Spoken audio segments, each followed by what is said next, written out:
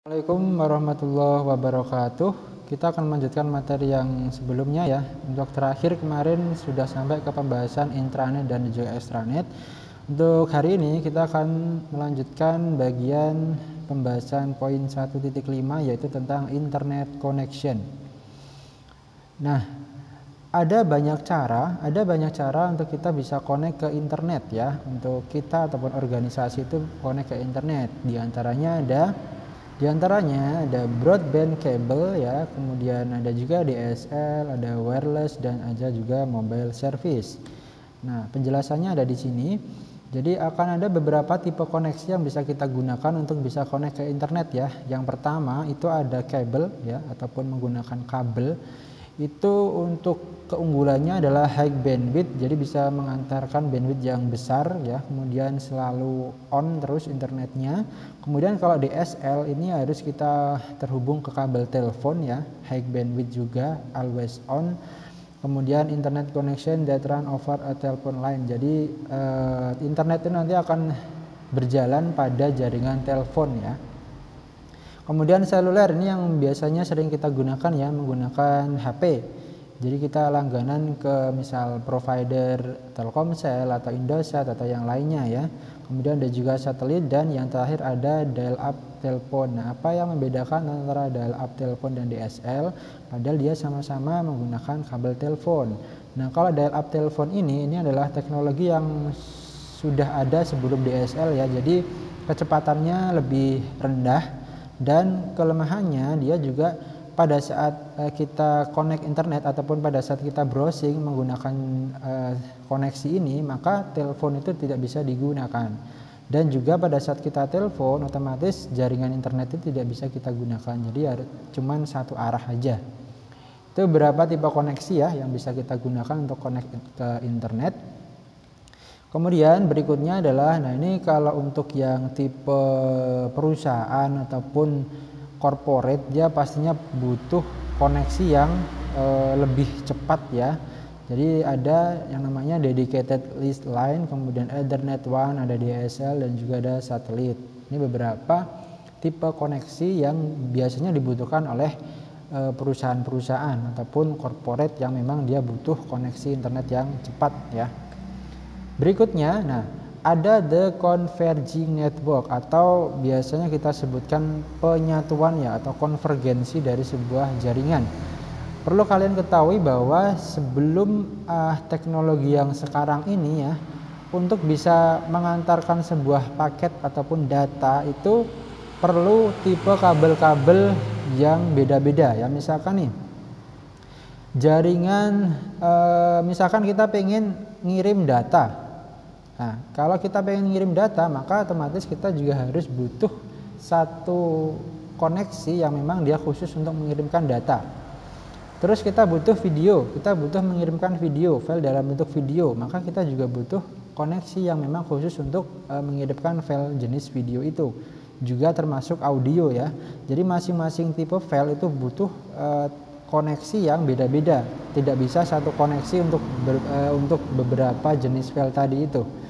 Nah, tapi kalau untuk teknologi sekarang itu beberapa ataupun dari file-file tadi ya, ada data, ada voice, ada video, itu bisa menggunakan satu buah koneksi aja. Itulah namanya konvergensi ya, atau ya penyatuan dari sebuah ataupun dari beberapa tipe file itu bisa kita salurkan, bisa kita transmisikan hanya menggunakan satu buah koneksi aja tanpa perlu membeda-bedakan setiap jenis file ya.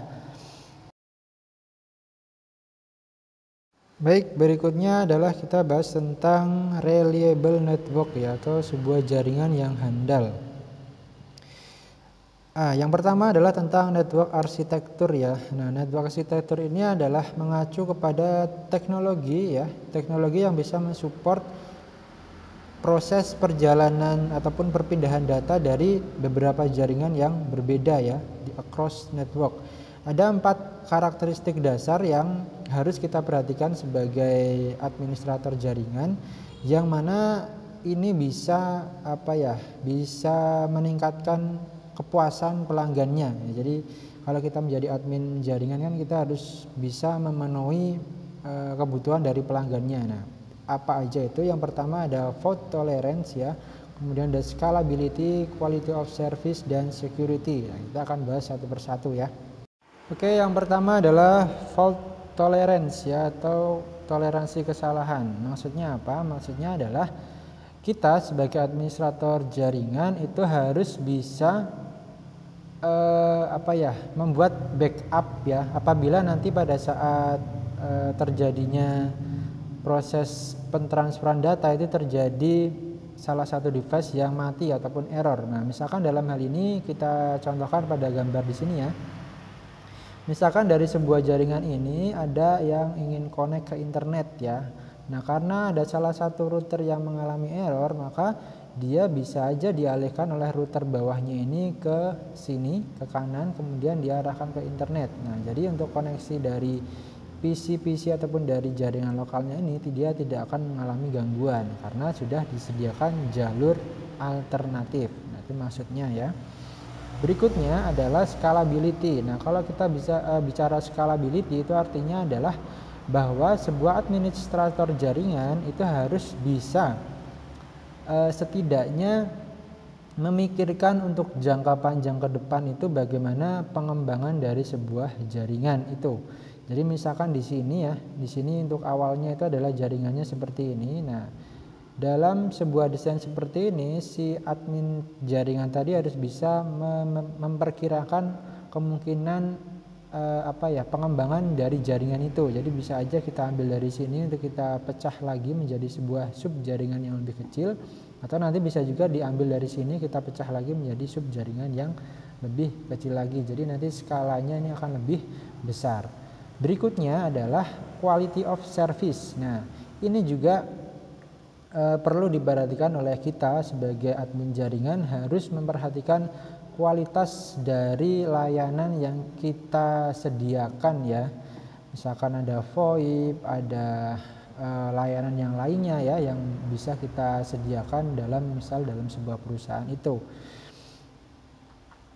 Berikutnya adalah network security. Ini yang tidak kalah penting juga. Jadi sebuah administrator jaringan dia juga harus bisa mempertimbangkan nih, harus bisa membuat sebuah pertahanan jaringan agar nanti tidak bisa dimasuki ataupun dihack oleh orang dari luar.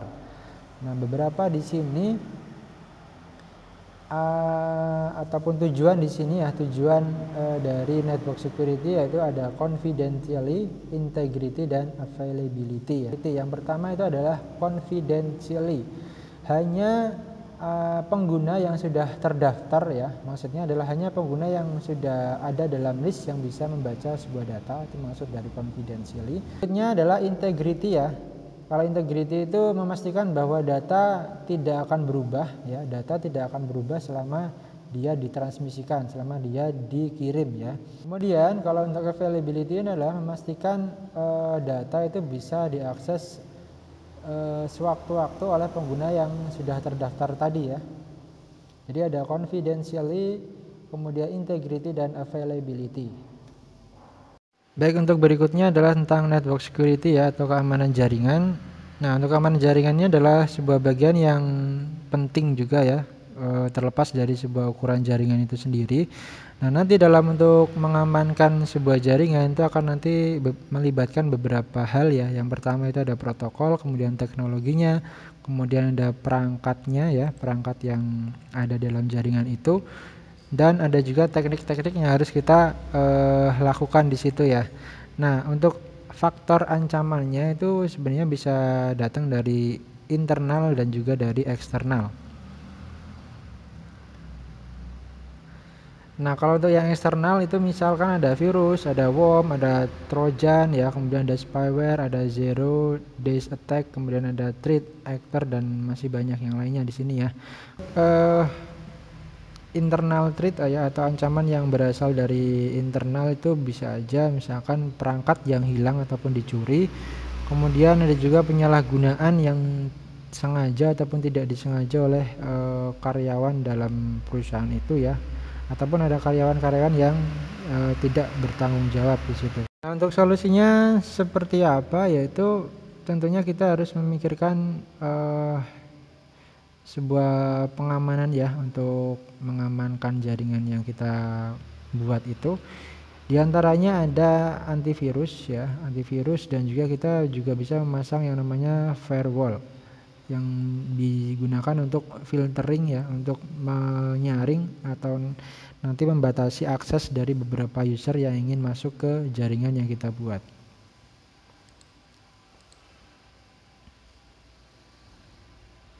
Nah, kalau untuk yang jaringan dengan skala yang lebih besar itu nanti akan ada yang namanya dedicated firewall system, kemudian ada access control list ya, intrusion prevention system, dan VPN. Ini akan kita bahas di pertemuan selanjutnya ya, tentang network security. Untuk pertemuan hari ini mungkin kita belum bahas karena ini masih tentang dasar dari jaringan ya. Oke ya, untuk pertemuan hari ini mungkin saya cukupkan sampai pembahasan ini dulu. Kita lanjutkan untuk pertemuan berikutnya yaitu tentang basic switch and device configuration. Saya akhiri, wassalamualaikum warahmatullahi wabarakatuh.